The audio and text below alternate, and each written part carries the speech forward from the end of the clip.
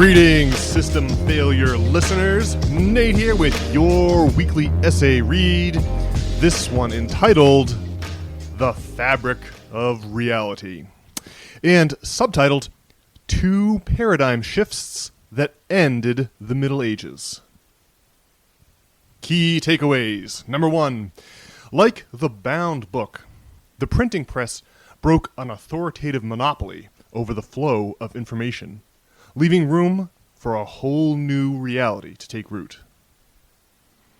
Number 2. Filippo Brunelleschi discovered perspective during the same century that the printing press was invented. Number 3.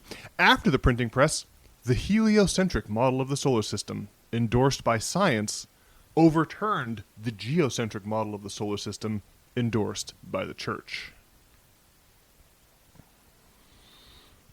The printing press. As Christianity took the Roman Empire by storm, its spread was accelerated by the advent of the bound book. Because Christians were early adopters of that piece of communications technology, the priests of the old pagan state religion lost their monopoly in the Roman marketplace of ideas. Christians from the farthest reaches of the empire used books to coordinate their message and present a unified challenge to imperial power. The bound book facilitated a fundamental change in the popular conception of reality itself. During its fall, Roman society was transformed from pagan polytheism to Christian monotheism. 1,000 years later, the printing press altered the fabric of reality once again for the people of Europe. That piece of communication technology fractured the intellectual monopoly of the Roman Catholic Church and unleashed the chaos of the Protestant Reformation. The Church had been the rebellious upstart during the fall of Rome, but over the course of a millennium, it calcified into a corrupt authority similar to that which it had once revolted against. The Church's failure to stop the horror of the Black Death seeded grave suspicions about its claimed connection to God. 80 years later, the arrival of the printing press allowed doubters in every corner of Europe to compare notes. These devices churned out heretical pamphlets faster than the church could confiscate them. As with the bound book in Rome, the established authorities once again lost control over the popular narrative. Spurred on by a flood tide of mechanically printed literature, the Protestant Reformation splintered the Roman Catholic Church into competing factions. The Catholic version of reality, in which sentences in purgatory could be shortened by paying the church, was rejected by half of Europe. Another intellectual monopoly was shattered by an innovation in communications technology. Perspective. In addition to the Protestant Reformation, the void left by the collapse of church authority left room for other changes in the popular conception of reality. One fascinating example was the discovery of perspective by Filippo Brunelleschi of Florence. Brunelleschi designed the legendary dome of Florence's cathedral, which still crowns the city to this day. Just 20 years before the advent of the printing press, he made an earth-shattering discovery.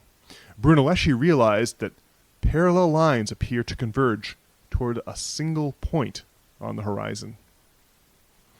The early work of his contemporary, Donatello, were distinctly medieval in the sense that they were two-dimensional and flat. But after the discovery of perspective by his dear friend Brunelleschi, Donatello began making parallel lines converge towards vanishing points in his backgrounds. This trick made his later work seem to pop up into 3 full dimensions. This discovery of perspective was the watershed that separates medieval artwork from the flowering of the Italian Renaissance, with Donatello and Brunelleschi's home city of Florence at its epicenter. The people of medieval Europe cannot have been ignorant of the fact that objects in the distance appear smaller than objects in the foreground. They must have been aware of the illusion to some extent, but they never incorporated perspective into their artwork, suggesting that they were only subconsciously aware of it. Brunelleschi's earth-shattering discovery of perspective was a paradigm shift.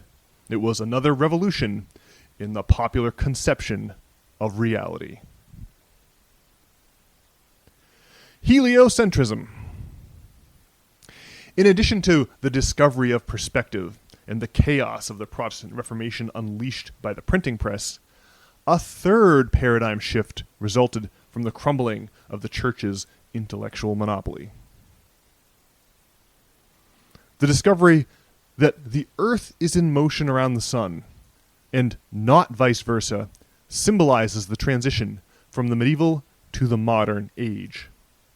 This discovery swept away the last vestiges of church authority and ushered in a scientific revolution.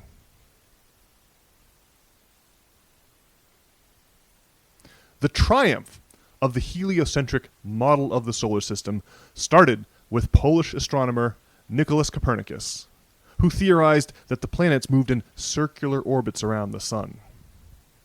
To avoid punishment from the church, he published this theory on his deathbed. A half-century later, German astronomer Johannes Kepler revised Copernicus' theory using ellipses instead of circles. He used data carefully collected by Danish astronomer Tycho Brahe. And finally, back in Florence, Italian astronomer Galileo Galilei confirmed Kepler's findings using his new-fangled telescope.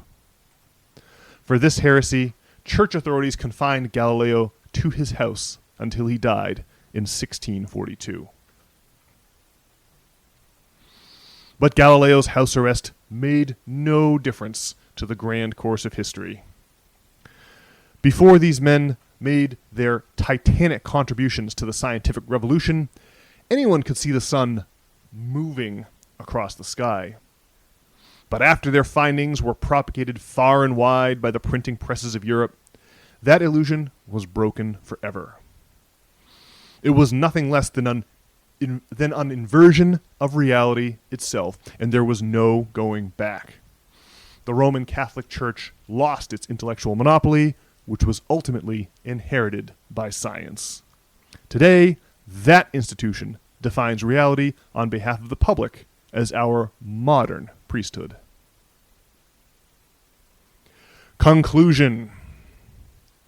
Authorities who govern human economic systems endorse versions of reality that are economically expedient for the ruling class.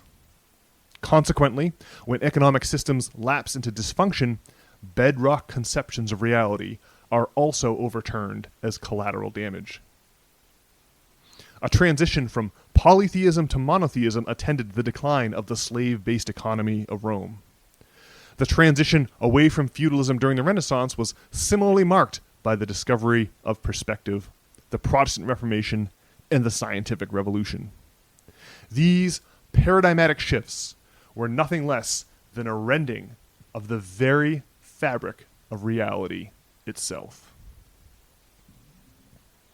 Well, alrighty, folks, that's it for this week's audio essay. Hope you enjoyed it. If you did, join us over at systemfailure.org. There you can enter in your email address to receive the text versions of these essays every single Sunday morning in your email inbox. Advantages include viewing the title card, which this week is a dramatic painting of Nicholas Copernicus. And you can also see the further material section, which this week has, of course, inevitably, another great quote from legendary historians Will and Ariel Durant. All right, well, I'll be back on Monday with another regularly scheduled edition of the Old System Failure Podcast with Brian. Can't wait to talk to you all then. Hope you're having a great week.